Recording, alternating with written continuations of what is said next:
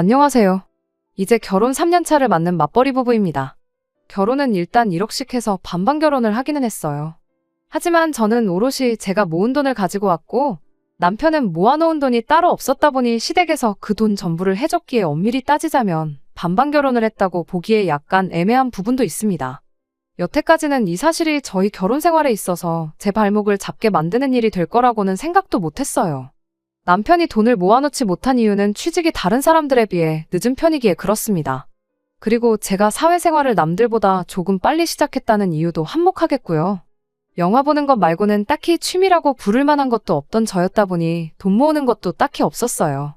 남편이 취직을 늦게 한 데에도 이유가 있습니다. 처음 연애를 시작했을 때만 해도 저희 둘 다 직장인이었어요.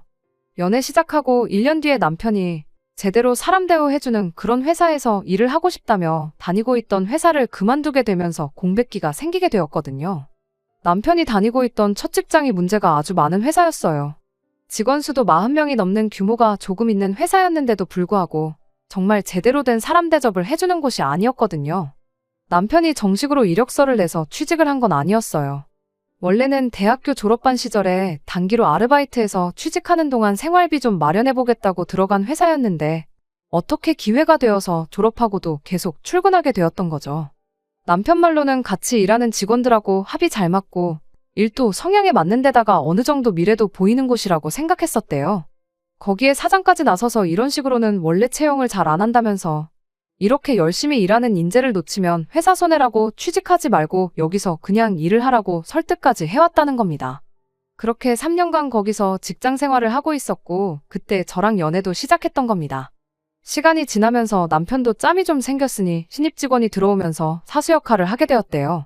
처음 남편 밑으로 생긴 부하 직원이다 보니 인생 이야기도 해주고 술도 사주면서 가깝게 지냈다고 합니다.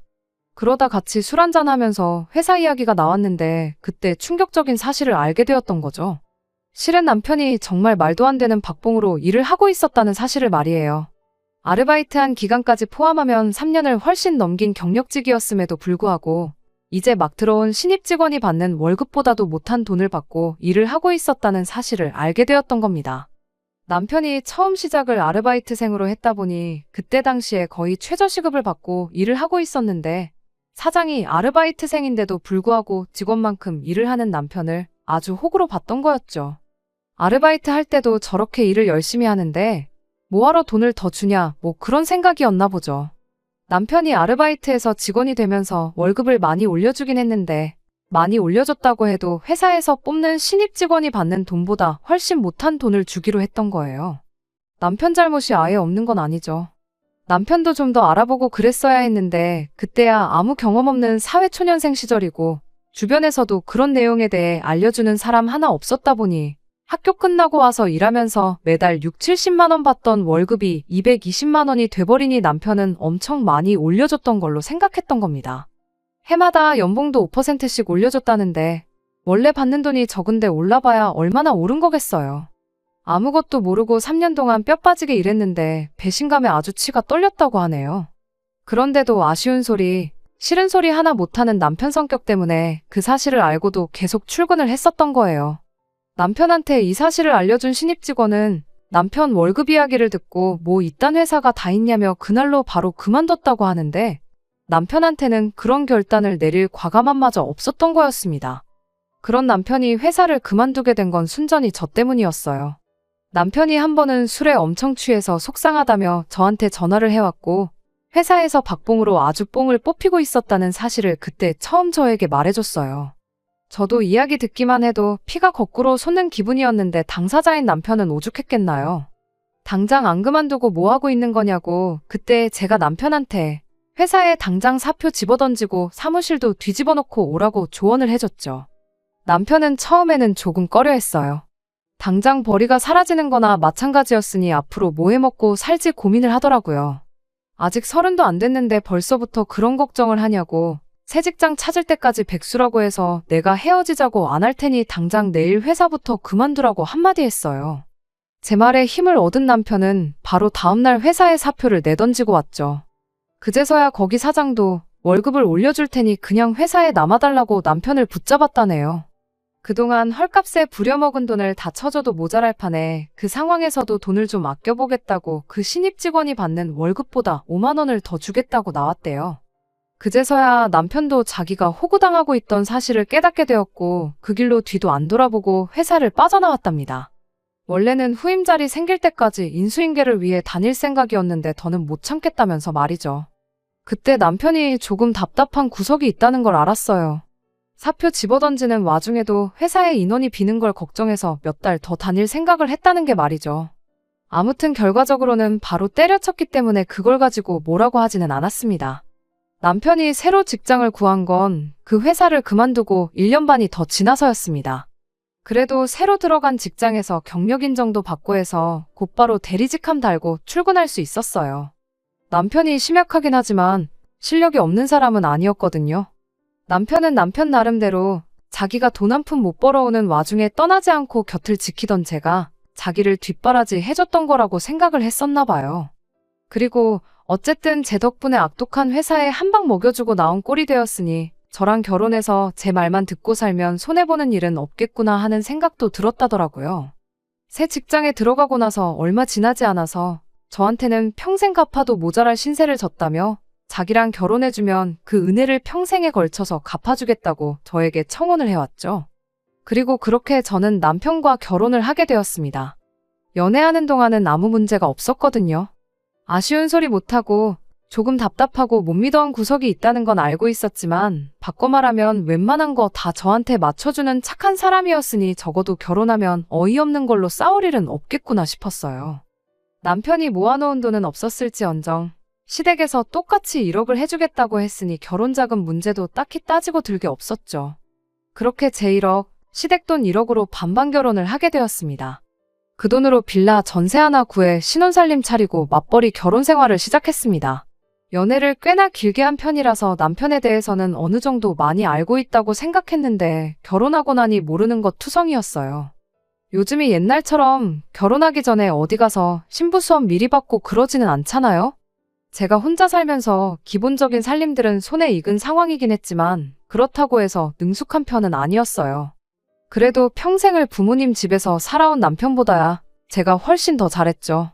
맞벌이에는 맞살림 하는 게 당연하다고들 하지만 혼자서 겨우 라면 정도 끓여 먹는 게 할 줄 아는 집안일에 전부인 남편에게 뭐 하나 제대로 맡길 만한 상황은 아니었습니다.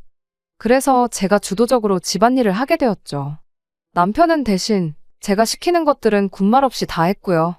시부모님도 좋은 분들이라 생각했고 남편도 저에게 잘한다 했으니 행복한 결혼 생활을 하게 될 줄 알았는데 그게 아니었습니다.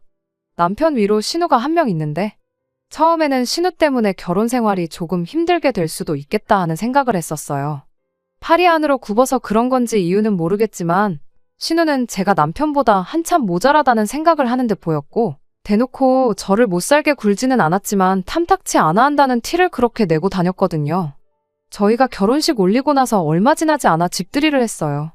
시부모님의 신혼에 이렇게만 불렀고 식사 끝나고 커피랑 차 한 잔씩 마시면서 이런저런 이야기를 하다가 시어머니가 우리 온다고 집 청소해놓고 음식해놓고 아주 그러느라 고생했겠다고 저한테 한마디 해주셨어요. 그 말에 남편도 나서서 많이 도와줬다고 힘쓰는 건 남편이 다 도와줘서 별로 힘들지 않았다고 대답했는데 신우가 괜히 트집 잡으면서 한마디 하더라고요. 그깟 집안일, 뭐 얼마나 대단한 거 한다고 기어이 남편을 부려먹는다고요. 그 자리에 심해부도 있었는데 자기 얼굴에 침 뱉는 격이라는 걸 몰랐나 봐요. 저도 모르게 신우한테 그럼 심해부님은 형님 집안일 할 때 구경만 하고 하나도 안 도와주시냐고 놀라면서 되물었어요. 모쪽을 주려고 작정하고 그런 게 아니고 정말 저도 모르게 튀어나온 말이었는데 신우가 얼굴이 시뻘개져서 아무 말도 못하고 있었습니다. 아무튼 그 발언을 시작으로 신우가 아주 스위치가 켜져서는 온갖 불만을 이야기하기 시작했어요. 그러다가 튀어나온 말이 우리 집에서 니네 결혼할 때 얼마를 해줬는지나 아냐? 우리 엄마 노후자금 다 털어서 해준 건데 고마워하진 못할 망정 신우 말에 말대꾸를 하고 있느냐 하면서 열을 내기 시작했죠. 시댁에서 많이 도와준 건 사실인데 말씀드렸다시피 저희 반반 결혼했거든요. 신우가 그 사실은 모르나 싶었죠. 결국 신우가 혼자 저렇게 분노를 표출해버리는 바람에 집들이 분위기도 흐지부지 돼서 그대로 다들 집에 돌아가게 되었죠. 모두가 돌아가고 나서야 남편이 저에게 말해주길 누나가 결혼할 때는 집에서 한 푼도 지원 못 받아서 저런다. 부러워서 그러는 거니까 자기가 이해해달라 하면서 설명을 해주기 시작했죠. 저도 그때까지는 경황이 없었을 뿐 아무 생각이 없었는데 상황이 정리되고 나서 곰곰이 생각해보니 뭔가 의아한 점이 한두 군데가 아니더라고요. 일단 결혼지원금 받을 때 그게 시부모님 노후자금이라는 이야기는 그때 당시 아무도 저한테 이야기해준 적 없는 모르는 사실이었어요. 시부모님이 결혼을 일찍 하셔서 아직도 나이가 많은 편이 아니세요. 저희 결혼했을 때만 해도 아버님이 60대 초반이고 어머님이 50대 후반이셨죠. 시어머니는 평생을 전업주부로 살아오긴 했지만 시아버지가 경제활동을 계속 하고 계시던 상황이기도 했고 저희 앞에서 이따금씩 은퇴 이야기도 꺼내고 하셨던 적도 있었기에 저는 당연히 노후 준비가 다 되어 있다고 생각했었습니다. 그런데 난데없이 저희 결혼할 때 지원해준 돈이 사실은 노후자금을 털어서 해준 거라는 소리를 들으니 안 좋은 생각이 자꾸 들기 시작했죠. 저희 친정이 저한테 물려줄 만한 재산은 없을지라도 나중에 저한테 아쉬운 소리 하거나 손 벌릴 생각 없으시다며 노후 준비를 완벽하게 끝내놓으신 상황이었거든요. 남편은 계속해서 누나 결혼할 때 집에서 정말 아무것도 못 받았는데 나는 1억이나 받아갔으니 배가 아파서 그러는 거라며 아무 걱정하지 말라는 식으로 말을 했습니다만 뭔가 뒤숭숭한 느낌을 지울 수가 없었습니다. 그리고 역시나 안 좋은 예감은 틀리는 법이 없다더니 그날로부터 3년이 지난 지금에 와서야 남편 입에서 이런 이야기가 나오게 되었네요. 회사에서 급작스럽게 해외 출장일이 잡혀서 4박 5일 동안 집에 들어오지 못한 적이 있어요. 말씀드렸다시피 남편이 집안일이라고 해봐야 제가 시키는 거나 대충 도와줄 줄이나 알지 자발적으로 무언가 하는 성격이 아니거든요. 급하게 잡힌 출장 일정이라 남편 먹을 밥이라고 미리 5일치 밥을 준비해 놓을 시간도 부족했어요.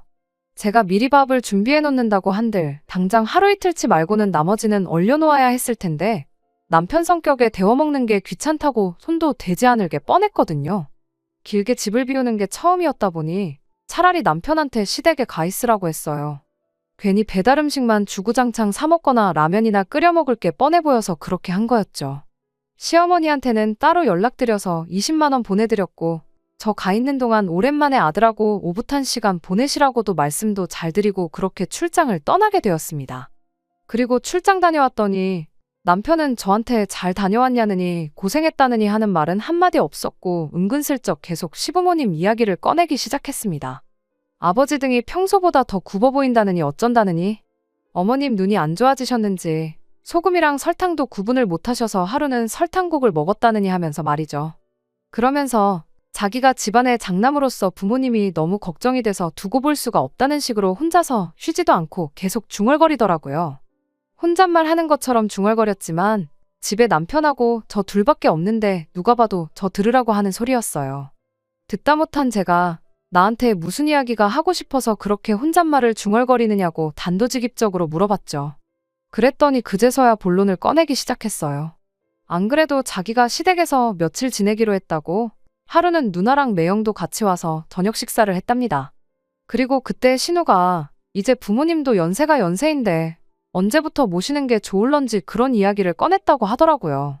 시아버지가 은퇴를 앞두고 계시긴 했지만 두 분 다 아직 정정하셨거든요.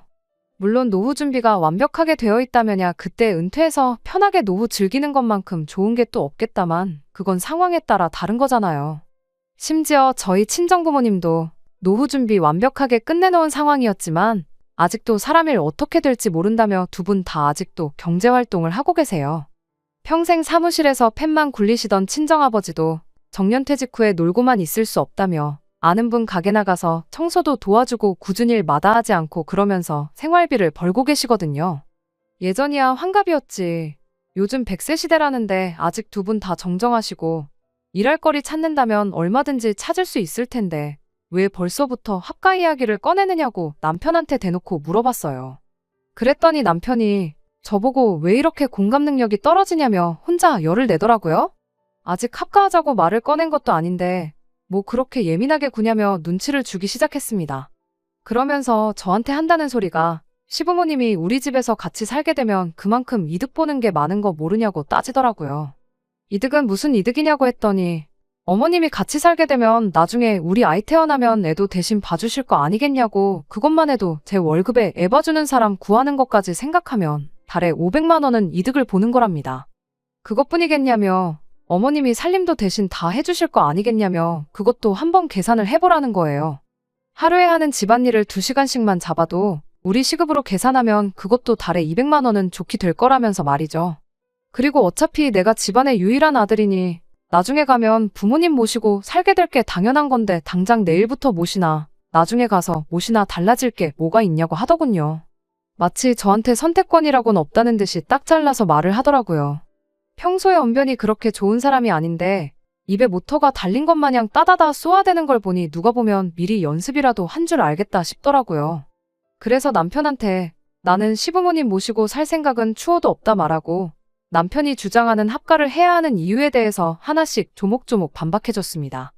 당신 말 맞다나 시어머니가 살림해주고 나중에 아이 태어나고 애 봐주시고 그러는 거 생각해보면 분명히 도움이 되는 건 맞는 말이다만 앞뒤가 맞지 않는 거 아니냐고요. 시부모님 모시고 살고 싶다는 이유가 여태껏 고생하신 부모님 이제 좀 편하게 해드리고 싶어서 그런 거 아니냐고요. 그런데 집안일 전체를 어머님한테 떠맡기는 것도 모자라 황혼육아까지 시키려는 거냐고요. 굳이 모시고 살지 않아도 어머님은 어머님대로 지금 시댁에서 집안일 혼자서 하고 계시는 거 아니냐고. 그런데 육아까지 떠넘겨버리면 어머님은 오히려 2배로 더 힘들어지는 거 아니냐고 물었죠. 역시나 남편은 그 부분은 생각을 못한 건지 쩔쩔매면서 횡설수설 하더라고요. 그러면 퇴근하고 와서 우리가 하면 되는 거 아니냐는 어이없는 대답을 하더라고요. 그럼 애초에 당신이 주장하는 시부모님 모시고 살았을 때 우리한테 이로운 경제적 이득이 하나도 없는 거 아니냐고 되물었죠. 어떻게 대답해야 할지 몰라 얼굴이 시뻘개져서 있는 남편한테 그리고 아들이라서 부모님 모시고 사는 게 당연하다고 했는데 그거야 당신한테나 당연한 거지. 나한테는 당연한 게 아니지 않냐. 결혼 전부터 서로 합의가 된 것도 아니고 이제 와서 왜 갑자기 부모님을 모시자는 건지 도무지 이해할 수가 없다고 했어요. 제 말에 남편은 아무 대답도 못하다가 부모님이 노후자금이 없는데 그럼 두 분은 어떡하라는 거냐 따지고 들더라고요. 그제서야 왜 합가 이야기를 난데없이 꺼냈는지 이유를 알게 되었죠. 그런 이유 때문에 시부모님을 모시고 살아야 되는 거라면 나는 더더욱이 그렇게 하지 않겠다고 대답했습니다. 할 말이 없어진 남편은 화를 내면서 그럼 나랑 결혼은 왜 했냐고 성질을 부리네요. 언제부터 이렇게 자기 주장 내세우며 고집 부리는 사람이었는지 연애 3년에 결혼 3년 가장 가까이서 지켜봐왔던 그 사람이 맞나 싶어요. 제 말만 들으면 앞으로 손해보고 살 일은 없겠다며 결혼하자고 해놓고서는 왜 가만히 있는 저를 시부모님 노후 따위는 신경도 안 쓰는 그런 나쁜 며느리를 만드는지 싶네요. 정말이지 결혼지원금 한번 잘못 받았다가 졸지에 팔자에도 없던 시집살이를 하게 생겨서 정말 답답합니다. 어떻게 딱 잘라 말해야 남편도 고집 그만 부리고 포기할런지 뭐 좋은 방법이 없을까요? 정말이지 여러 가지 생각에 잠기게 만드는 하루입니다. 후기입니다. 좀 더 빨리 후기를 보내드리고 싶었는데 경황이 없어서 이렇게 모든 일 마무리 짓고 나서야 이렇게 후기를 보내드리게 되었습니다. 결론부터 말씀드리자면 남편과는 이혼하고 각자 갈 길 가기로 했어요. 아들이면 부모님 모시는 거 당연한 거라 했으니 아마 남편은 소원대로 시부모님 모시고 살게 되겠죠. 사실 그건 궁금하지도 않아요. 남편하고는 그날부터 냉전 상태에 돌입했는데 아침이면 아침마다 퇴근하면 퇴근한 대로 저한테 생각 좀 해봤냐며 계속해서 시부모님을 모시고 살 것을 강요해왔습니다. 그런데 알고 보니 이 모든 일에 배우의 신우가 개입하고 있었다는 사실을 알게 되었어요. 하기야 싫은 소리도 한마디 제대로 못하던 사람이 자기 고집 부리고 저러는 데는 다 이유가 있을 거라고 생각했어요. 저는 당연히 합가 대상인 시부모님이 뒷배라고 생각했고 부모님 뜻에 거역할 수 없으니 남편이 저렇게 강하게 나오는 거라 생각했는데 알고 보니 시부모님이 아니고 신우가 문제였네요. 몇 번이고 합가를 물어오는 남편 말에 언젠가부터 저는 싫다는 대답도 안 하고 그냥 무시로 일관하고 있었습니다. 남편도 더 이상 자기 능력으로는 제 마음을 돌려낼 수 없다고 생각했는지 하루는 퇴근길에 신우를 데리고 저희 집으로 찾아왔어요. 남편 입에서 나온 게 다 신우 머리에서 나온 이야기였을 테니 신우라고 뭐 별게 있었겠나요. 드라마 재방송하듯이 남편이 했던 말 그대로 이야기를 꺼내더군요. 시부모님 노후자금으로 결혼했으면 당연히 모시고 살아야 하는 거 몰랐냐고요. 이 상황에 손이신우라고 해서 예의 차리고 그럴 생각도 없어서 저도 말하는 것마다 따박따박 제 할 말을 다 했습니다. 반반 결혼했는데 그 돈이 시부모님 노후자금이건 빚을 내서 해준 거건 무슨 상관이냐고요. 막말로 사실 내가 결혼할 때 가지고 온 돈도 내 돈이 아니고 친정부모님 노후자금이었다고 우기면 어떻게 할 거냐고 따져물었죠. 그러면 저도 친정부모님 노후자금으로 결혼한 게 되는 거니 당장 내일부터 친정부모님도 이 집으로 모셔오면 되는 거냐고요. 신우는 말로는 안 되겠으니 억지를 부리더라고요. 출가회인 이야기를 꺼내면서 친정보다 시댁이 먼저라는 소리를 꺼내더군요. 자기도 따지고 보면 며느리면서 출가회인 이야기가 하고 싶나 싶더라니까요. 그래서 저도 출가회인이면 출가회인답게 친정일에 신경 끄고 형님이나 알아서 잘하라고 했어요. 당장 형님도 시부모님 모시고 사는 것도 아니면서 무슨 자격으로 남의 집 일에 감나라 배나라 하고 있냐고요. 그제서야 신우도 억지 부린다고 제가 호락호락 넘어갈 사람이 아니라는 걸 깨달았는지 조건을 걸어오면서 회유를 시작하더라고요. 그리고 이 합가 사태가 이렇게 갑작스럽게 그것도 신우의 주도하에 일어나게 된 진짜 이유를 알게 되었습니다. 시부모님이 살고 계신 빌라가 요즘 시세로 2억 정도 한다고 하더라고요. 그리고 자기는 저희 결혼할 때 남편이 지원받은 만큼 꼭 받아야 적성이 풀리겠답니다.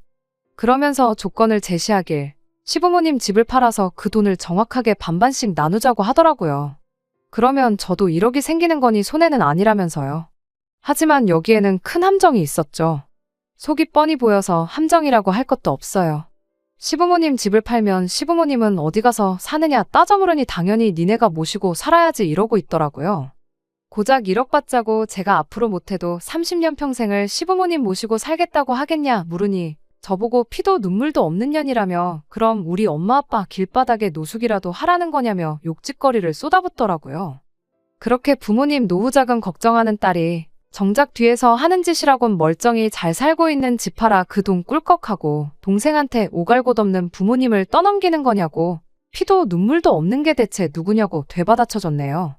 자기도 말문이 막혔는지 혼자 부들부들대면서 악을 쓰다가 그럼 부모님 노후자금이나 뱉어내라고 엄포를 놓길래 반반 결혼한다고 받은 돈을 내가 왜 뱉어내야 되냐고 그렇게 효녀노릇이 하고 싶으면 여기서 이럴 게 아니고 시부모님 모시고 외식이나 다녀오라 한마디 해주고 저는 방으로 들어가 버렸습니다. 아예 상대를 안 해주니 신우 혼자 길길이 날뛰다가 결국 포기하고 돌아가더라고요. 그 와중에도 차비 쓰기가 싫었는지 남편 보고 태워다 달라더군요. 남편은 거기서 속도 없이 신우를 집까지 데려다주고 왔습니다. 이걸로 끝났더라면 이혼까지는 안 했을 텐데 차 안에서 신우한테 무슨 소리를 듣고 온 건지 집에 돌아온 남편이 다짜고짜 오냐오냐 해줬더니 시댁 무서운 줄 모르고 가장인 나도 우습게 보는 거냐며 2차전을 시작하는 겁니다.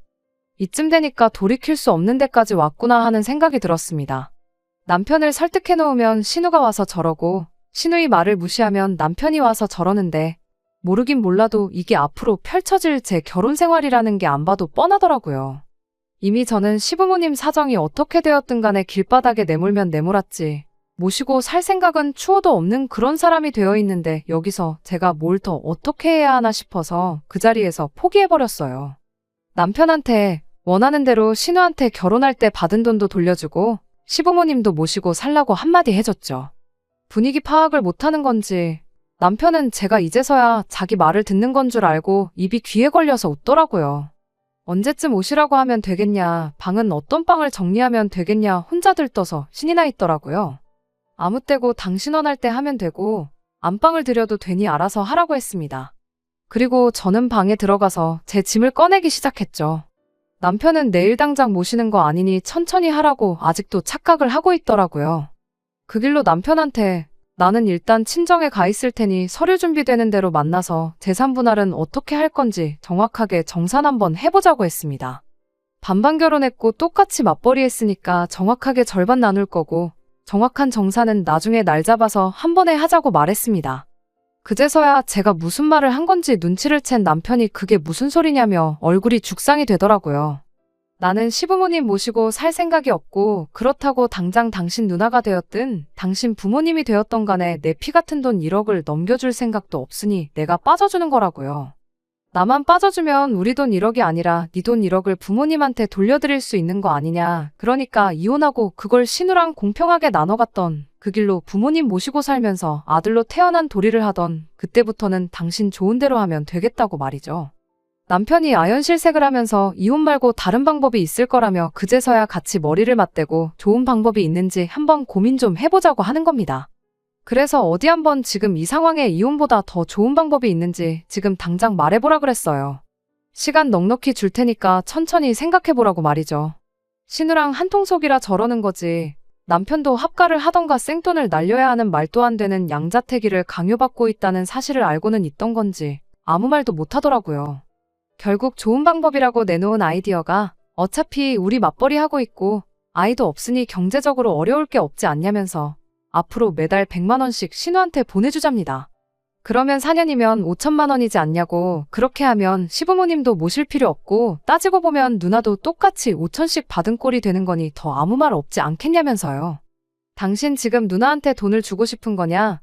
시부모님 모시고 싶다고 한 거 아니었냐고 반문했더니 아무 대답도 못하고 멍하니 저만 쳐다보고 있길래 그냥 그 길로 짐 싸서 친정으로 향했습니다. 다음 날이 돼서 남편도 아니고 신우도 아닌 시어머니한테 전화가 왔어요. 모르는 척 하는 건지 진짜 모르는 건지는 모르겠지만 이 상황이 시부모님과 상의가 되었던 게 아니라는 걸 알게 되었습니다. 하기야 남편하고 신우가 말하는 꼴을 보니 시부모님 모시고 사는 게 문제가 아니라 돈이 문제였던 거였으니 그럴만도 하겠다 예상은 하고 있었죠. 시어머니는 저한테 사과를 먼저 해왔어요. 그리고 두 번 다시 신우가 저희 앞에서 합가나 돈 이야기 꺼내지 못하게 단도리를 하겠다고 하셨죠. 원래부터 남편이 지 누나 말에는 꼼짝을 못했었다는 이야기를 해주시더라고요. 그제서야 어디 가서 싫은 소리 못하고 결정도 잘 못 내리는 남편 성격이 신우 때문에 그렇게 되었다는 걸 알았네요. 저는 조금만 더 생각을 해봐야겠다 대답했고 전화를 끊었습니다. 단순한 부부싸움이었다면 시어머니 때문에라도 그냥 넘어갔겠지만 남편에 대한 신뢰가 바닥인 상황에서 남편이 신우한테 원래부터 꼼짝도 못한다는 사실을 알게 되었으니 더더욱이 이혼에 확신이 생기기 시작했어요. 그날로부터 이틀이 지나서 저는 이혼을 해야겠다고 결심을 했습니다. 더 길게 끌어봤자 결과는 똑같겠다 싶어서 그 길로 바로 서류 작성하고 집에 가서 남편한테 이혼하자고 했어요. 이혼 서류 건네주면서도 남편이 울고불고 매달리면 어떻게 해야 하나, 마음이 약해지진 않을까 그런 걱정을 했는데 남편이 제 마음 돌려보겠다고 또 제가 몰랐던 이 모든 사건의 전말을 말해줬습니다. 신우가 결혼하자마자도 아니고 3년 만에 이렇게 나온 이유가 따로 있었더라고요. 신우가 남편 몰래 빚내서 주식을 시작했다가 원금 대부분 날려먹고 급하게 돈이 필요한 상황이었다고. 그런데 그냥 그 돈을 해주자니 거절당할 것 같아서 일을 이렇게 크게 만들었던 거라네요. 그거 걸리면 누나가 이혼당할 것 같다고 울고불고 부탁을 해오는데 자기도 안 되는 거 알지만 누나 도와주고 싶어서 그랬던 거랍니다. 하지만 이젠 당장 누나가 이혼을 당하던 말던 손절해버리고 우리 미래만 위해서 살겠다고 말해오는데 긴 말할 것 없고 빨리 이혼 서류에 도장이나 찍어달라고 했습니다. 질질 끌면 나도 소송으로 갈 수밖에 없으니 마무리라도 깔끔하게 하자고요. 이혼을 하는 과정에 있어서 시부모님은 당신들이 돈이 없어서 그런 거라며 계속 저한테 미안하다고 사과를 해왔지만 정작 이 사건의 원흉인 신우는 저한테 전화는커녕 문자도 한 통 보내지 않았어요. 남편과 이혼 서류 제출하고 나오는데도 숙려기간 동안 잘 좀 생각해달라는데 그런 거 생각할 겨를도 없이 속이 너무 후련하더군요. 결혼하면 제 말만 듣고 살아도 손해보는 게 없겠다더니 결국 누나 말 듣다가 자기 인생이 저렇게 망가졌는데 남편도 제정신이면 재산 분할한 돈으로 신우 빚 갚아주고 그러진 않겠죠. 이제 이혼해서 각자의 길을 가기로 했으니 아무쪼록 정신 차리고 살았으면 싶은 따름입니다. 다 끝난 줄 알았는데 이렇게 또 후기를 남기는 날이 올 줄은 몰랐네요. 이혼 한마당에 남편이며 그 식구들과 두 번 다시 얽힐 일은 없을 줄 알았는데 신우가 몸소 전화까지 해줘서 근황을 알려준 덕분에 이렇게 마지막 후기를 남깁니다. 다짜고짜 신우한테 전화가 와서는 너 때문에 내 인생 망했다며 욕짓거리를 하더라고요. 남편하고 이혼하면서 남편은 물론이고 시부모님까지 신우아 등을 돌렸나 봐요. 일단 노후자금이라고 했으니 남편이 재산분할 받은 돈 중 결혼자금으로 받아온 돈을 신우가 아니라 시부모님한테 돌려드렸답니다. 시부모님은 신우가 자기 주식빚 때문에 두 분 모르게 집까지 팔아가며 억지로 저희를 합가시키려 했고 결국 그 때문에 아들 부부가 이혼하게 되었다는 사실을 알고 있으니 제 생각이지만 그게 너무 괘씸했었나 봐요. 시부모님이 신우한테 노후자금 걱정해주더니 왜 이제 와서 주식빚을 갚아달라고 하느냐며 거절을 했다고 하더라고요. 결국 신우는 더 이상 혼자 힘으로는 이자도 메꿀 수 없는 상황이 돼버려서 결국 거액의 빚을 지게 된 걸 남편한테 들키게 되었고 지금 그것 때문에 이혼당한 애 만회하는 상황이라며 저한테 화풀이를 하려고 전화를 했던 거예요. 그래서 저도 한마디 해줬어요. 피차나도 너 때문에 이혼녀 타이틀을 달게 되었는데 네가 이혼당한다고 하면 내가 뭐 미안해라도 할 줄 알고 전화한 거냐고요. 인과응보라는 말이 괜히 있는 게 아니라고. 지은 죄를 돌려받는 거니 억울해 말고. 이참에 여태껏 잘못 살아온 네 인생이나 한번 돌아보라고 한마디 해줬네요. 전화기 너머로 소리를 빽빽 지르던 신우를 뒤로 하고 전화 끊어버리고 번호도 차단해버렸습니다. 이젠 두 번 다시 그 집구석하고 얽힐 일은 없을 거예요. 적어도 이혼의 원흉이나 마찬가지였던 신우 인생의 말로가 저렇게 처참하게 되었다는 거나 위안 삼으려고요. 댓글로 응원해주신 분들께 모두 감사드리며 저는 이번에는 진짜로 작별 인사를 드려야겠습니다. 끝까지 들어주셔서 감사합니다. 오늘의 사연은 여기까지입니다. 구독과 좋아요, 알람 설정 부탁드리고 더 좋은 사연으로 다시 찾아뵙겠습니다. 감사합니다.